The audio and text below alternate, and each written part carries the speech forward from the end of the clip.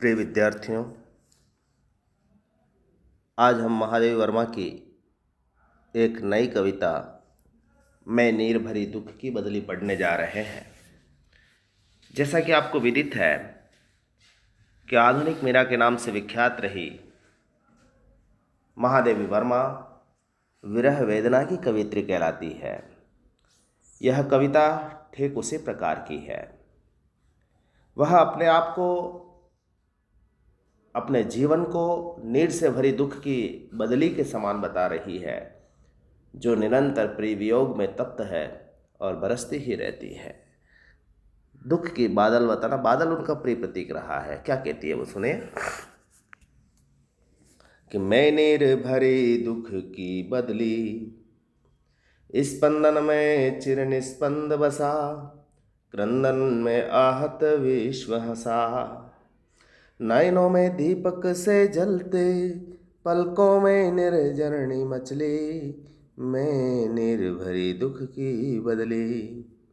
महादेवी स्वयं को दुख की बदली बता रही है कि मैं नीर से भरी हुई दुख की बदली हूँ, जो निरंतर बरसती रहती हूँ। मेरे गति करने में, स्पंदन करने में चारों तरफ एक लंबा निस्पंद बस जाता है, जिसमें मेरे प्रीतम भी बसे होते हैं। कैसे कि जो मेरा हृदय धड़कता है उसमें वह निस्पंद बसा हुआ है, वह प्रिय बसा हुआ है। यहाँ पर आपको ये ध्यान रखना होगा कि महादेवी वर्मा का प्रिय अज्ञात है। वह ईश्वरी सत्ता भी हो सकती है और प्राकृतिक सत्ता भी हो सकती है। तो क्रंदन में आहत विश्व हंसा, और वो कहती है कि जब स्पंदन करने से चारों तरफ एक लंबा निस्पंद बस जाता है, यानी मैं जब धड़कता है तो मुझे चारों तरफ सन्नाटा दिखता है, इसमें मेरे प्रीतम भी होते हैं, और मैं जब दुख के कारण रोती हुई अश्रु वर्षा करने लगती हूँ तो दुख से व्याकुल संसार अपना दुख भूलकर हंसने लग जाता है। क्रंदन में आहत, यानी मैं जब क्रंदन करती हूँ तो संसार हंसता है, उसे समझ में नहीं आता है। तो ये विरोधाभास है। जब कोई व्यक्ति अपने दुख में व्याकुल होता है तो जरूरी नहीं कि संसार, उसके परिजन, उसके आसपास का समाज उसे समझ सके। तो वही यह बात कर रही है कि मैं एक स्पंदन करती हूँ तो मुझे सामने से निस्पंद मिलता है, और जब मैं क्रंदन करती हूँ तो मुझे हंसता हुआ संसार दिखाई देता है। और नयनों में दीपक से जलते, नयनों में, मेरे नेत्रों में प्रिय मिलन के दीपक जलते रहते हैं, अर्थात दीपक के समान जलते रहकर मेरे नेत्र प्रिय की प्रतीक्षा करते रहते हैं, और प्रीतम के नहीं आने के कारण आंखों से निरंतर अश्रुओं की वर्षा होती रहती है। पलकों में निर्झरणी मछली, जैसे कोई झरना मचल करके आगे जा रहा है तो मेरे आंखों से आंसू निकलते हैं। नयन मेरे दीपक के समान जलते हुए, टिमटिमाते हुए दिखते रहते हैं कि मेरा प्रीतम कब आएगा। मैं क्रंदन करती हूँ, मैं रोती हूँ तो संसार हंसता है। ये संसार की नीति है। इसीलिए मैंने अब मेरा जो स्वरूप है वो दुख की बदली के समान है। बादल क्या होता है, वह धड़कता है तो चारों तरफ सन्नाटा, बस सुनसान वातावरण बन जाता है, और जब वह क्रंदन करती है, गड़कती है, गरजती है, गरजती है तो संसार हंसता है कि बादल बरसने वाला है। और जब वो गरज रही है, एक तरह से क्रंदन कर रही है, और उस समय संसार हंस रहा है। तो जैसा बादलों को देख करके संसार का स्वभाव होता है, उस समय का वातावरण निर्मित होता है, ठीक वैसा ही है। और नयनों में दीपक से जलते हैं, और जब उसके बादलों के बीच में से छोटे छोटे बिजलियाँ चमकती है तो दीपक के समान दिखती है, और पलकों में निर्जन, और जैसे ही वह बिजलियाँ चमकती है तो धाराएं बहने लगती है बादल से। तो ठीक वैसा ही महादेवी का जीवन है।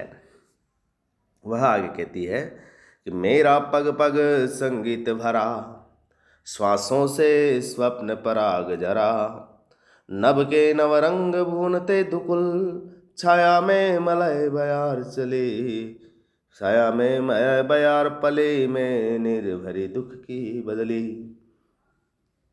वर्षा ऋतु में देखें आप, उत्पन्न होने वाली वर्षा की छम छम बूंदों के संगीत एक तरह से उभर के आते हैं। मेरा पग पग संगीत भरा, जब बादल बरसता है, बदली बरसती है तो उसके अंदर बूंदें छम छम छम छम करती बरसती है। तो ठीक मेरा जीवन में भी यही संगीत है, उस बादल की भांति।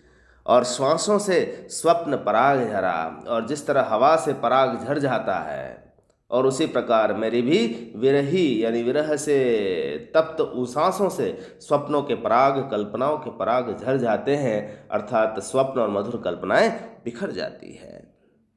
तो नभ के नवरंग बुनते दुकुल, और जिस तरह से आसमान में बादल बरस जाते हैं, उसके बाद एक तरह से इंद्रधनुष छा जाता है, नवरंग का भरा दुपट्टा छा जाता है, उसी प्रकार मेरे जीवन में प्रकाश रूपी रंगों से मेरे शरीर का दुपट्टा शोभायमान है।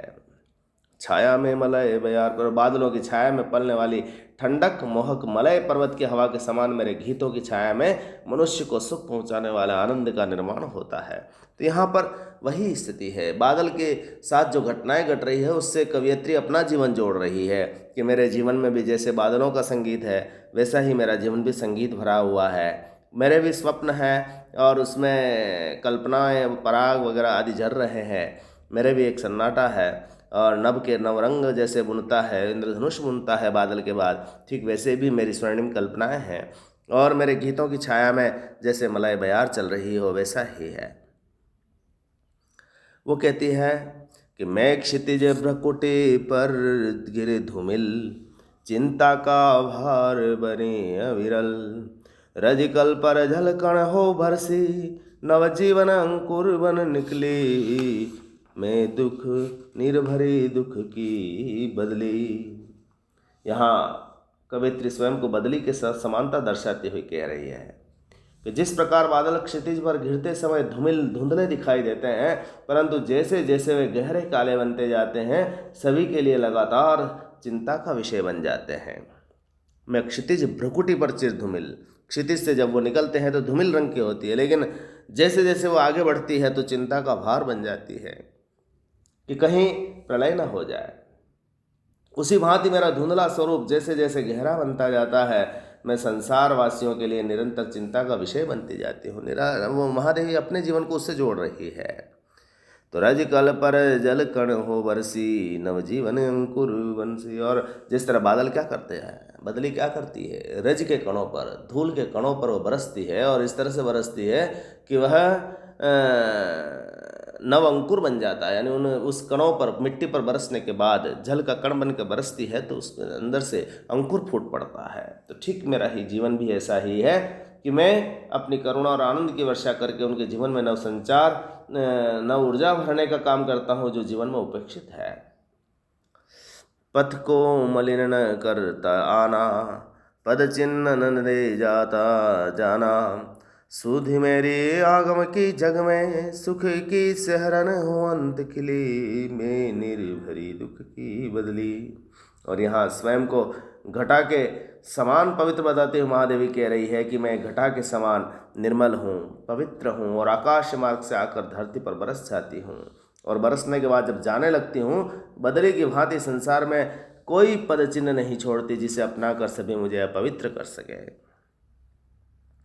तो सुधि मेरे आगम की जग में, सुख की सिहरन अंत खली। तो यह कवित्री है जो सुख को देने के बाद अपने कोई ऐसे अवशेष यहाँ पर नहीं छोड़ती। काली काली घटाओं के आगमन की स्मृति मात्र से प्रत्येक मनुष्य के हृदय में आनंद, हर्ष और सुख की सिहरन बनकर अंत तक खिल पड़ती है। वैसे ही मेरे आगमन की स्मृति से सभी सांसारिक प्राणी हर्ष अतिरेक से भर उठते और मैं आकर के दुख या सुख की वर्षा कर देती हूँ। अंत में वो कहती है कि विस्तृत नभ का कोई कोना, मेरा न कभी अपना होना, कि परिचय इतना इतिहास यही, उमड़ी कल थी मिट आज चली, मैं निर्भरी दुख की बदली। इन पंक्तियों में कवित्री क्या कह रही है कि इस अपार आकाश पर बादल का कोई अधिकार नहीं होता, वह तो किसी कोने में समा भी नहीं पाती। तो मेरे लिए भी यह संसार ऐसा ही अधिकार रहित है। विस्तृत नभ का यानी पूरा संसार, आसमान को देख लीजिए, बादल का कोई अधिकार नहीं होता, उसे सिर्फ बरसना पड़ता है, अपने आप को विलीन करना पड़ता है। वो अधिक समय तक वहाँ पर नहीं ठहर सकती, उसका कोई वहाँ स्थान नहीं होता। तो ठीक महादेवी अपने जीवन को भी उसी से तुलना करती है कि मेरा न कभी अपना होना, यह संसार भी मेरा कभी अपना नहीं हो सकता। एक तरह से वैराग्य भाव है, विराग भाव है यहाँ पर। और कहती है कि परिचय इतना इतिहास है, मेरा इतना ही परिचय और मेरा इतना ही इतिहास है कि मैं कल तो उमड़ी थी और आज मिट करके वापस जा रही हूँ। बादल भी क्या करता है, उमड़ करके आता है, घुमड़ करके आता है, संसार को सुख दे करके वापस अपने आप को विलीन करके चला जाता है। महादेवी वर्मा अपने इन्हीं अस्तित्व को मिटाकर चलना चाहती है। तो ये विरह, वेदना, अवसाद, पीड़ा, ये सब कुछ यहाँ पर प्रकट हो रहा है। तो बदली यहाँ पर एक प्रतीक है।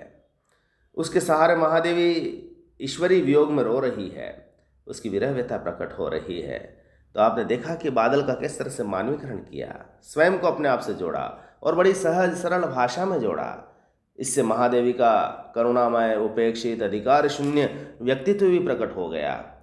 और इसके साथ यदि शिल्प की हम चर्चा करें तो उपमा, अनुप्रास, उदाहरण, मानवीकरण, अलंकार और उसमें भी माधुर्य गुण और लाक्षणिकता, गीतात्मकता, चित्रात्मकता, कोमलकांत पदावलियाँ, ये सब सुशोभित हो रही है। और ये अंतिम पंक्ति जो आप पढ़ा है ना, परिचय इतना इतिहास यही, उमड़ी कल थी मिटा चली, ये प्रतिनिधि पंक्ति है और इसे काफ़ी सम्मान से हिंदी जगत में पढ़ा जाता है। आज इस कविता को आपने देखा, इस आधार पर मीरा की तुलना महादेवी से क्यों की जाती है, आप उसका विश्लेषण करें। आज बस इतना है।